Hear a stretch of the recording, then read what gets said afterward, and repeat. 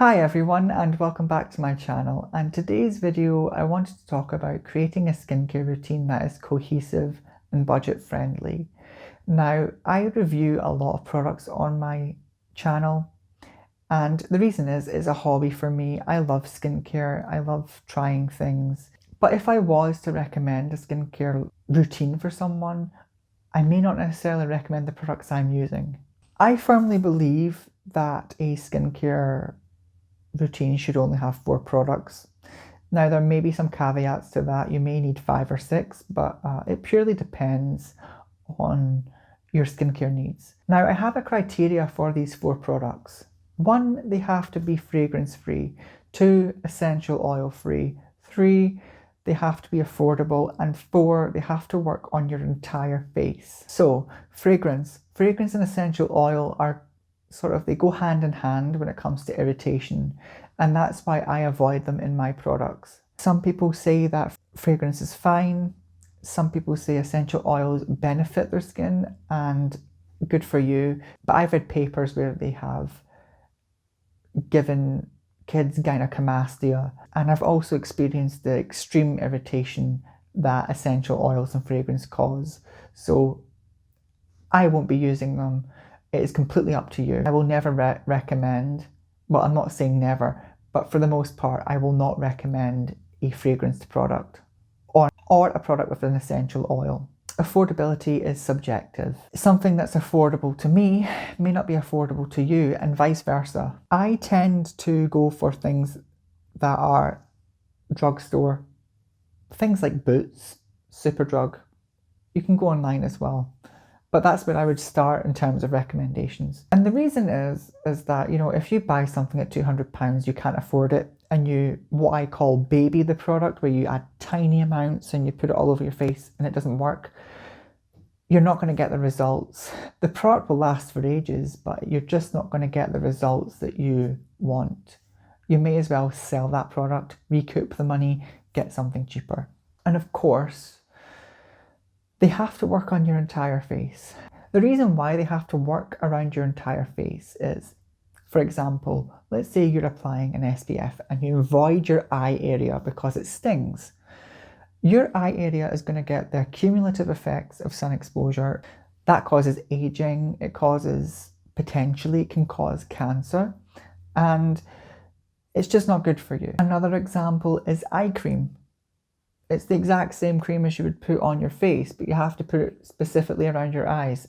It's expensive and unnecessary. You should be able to apply the same moisturizer day and night and all over your face. The products I'm going to recommend, I can smear all over my face with no issue whatsoever. No stinging, nothing. The first product type is cleansers. Now, I use foaming cleansers.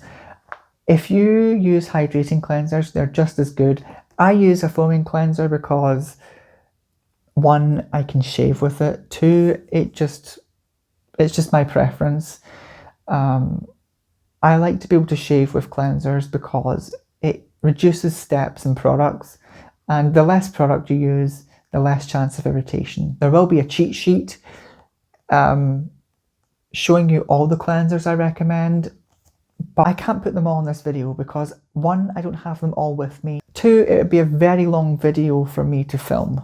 The next product recommendation, is a moisturizer. Now, you should be able to use the same moisturizer day and night. It should be able to work around your entire face, and it shouldn't really have any actives in it. Things like acids and things like that, they just don't work well, in my opinion, when you're applying a moisturizer day and night. I wholeheartedly recommend Aveeno cream. This is something that I found when I couldn't really afford the product that I was using at the time, which was something at £95. My dermatologist said, just use Aveeno cream, and it works the same. And I've never bought the expensive one since. And it works great with tretinoin, it works great with retinol, it stops the peeling, and it's not heavy in any way, it's not greasy in any way, it's just a really good moisturizer. Next category is SPFs. Now, SPFs, again, is something you should apply around your entire face. It should be something that works with your skincare routine. So if you wear makeup, for example, you may want to go for a tinted sunscreen. That's fine. That might be a good option for you. I don't do tinted sunscreens because they tend to rub on clothes and things. The sunscreen that I currently use is the La Roche-Posay SPF 50 hydrating cream, and I love this because it's got really good filters for UVA and UVB, but it really does help with pigmentation, and it does work very well with deeper skin tones. I obviously can't testify to that because I am pale. It's such a good find. It has a similar sort of texture to the Purito sunscreen that everyone's enjoying at the moment, but of course the filters are a lot better. And the last product recommendation that I'm going to show you is something that might be controversial. Well, not the product, but my stance on it. I feel that retinals are either too irritating, or they don't work, or they're somewhere in between. And retinals tend to be notoriously expensive.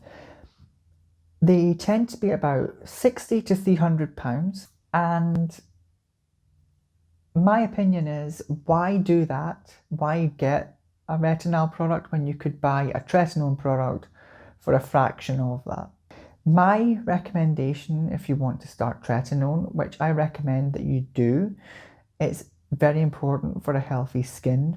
It will help a lot with aging and acne and everything in between, is this. Now, I use the Skin and Me subscription. This is a brilliant service because they actually do also recommend a skincare routine based on your budget and things, and the detail on the website and the explanations and everything is so comprehensive. It feels like you are in a consultation with a dermatologist who is explaining everything to you. I feel that this is the way to go if you want to use active ingredients. And the reason is that they're prescription. Prescription doesn't mean necessarily it's stronger. It means that it works. Cosmetic grade products have limitations. And it's important to be aware of that when you're shelling out a lot of money on actives. If you're buying something at £200, I mean, even if it does work, is it working enough to be worth £200? You really have to ask yourself this. This is about £20 a month or £23 a month, which is cheaper. It's customized to you. My formula has niacinamide, azelaic acid and tretinoin at 0.4% tretinoin, 4% niacinamide, 5% azelaic acid. So they're all very low doses. This is like a starter sort of formula for someone, I think. I have used stronger strength products in this. I've used 20% azelaic acid and 1% tretinoin. But I feel that, in all honesty, even at low doses, this is really helping my skin, and I'm getting the results that I would expect from a prescription product. So you don't necessarily have to go to high doses. And I think that's what puts people off tretinoin, is the peeling process and things like that, because it can take a while. It's so worth it, not just for your bank balance, but for your skin. I wholeheartedly recommend using a prescription product. So that's it for this video. I will be creating a cheat sheet soon with all the products I recommend and all the services I have used and recommend. I really hope you've liked this video, and if you have any questions, please feel free to message me. I will respond. And take care, stay safe, and goodbye for now.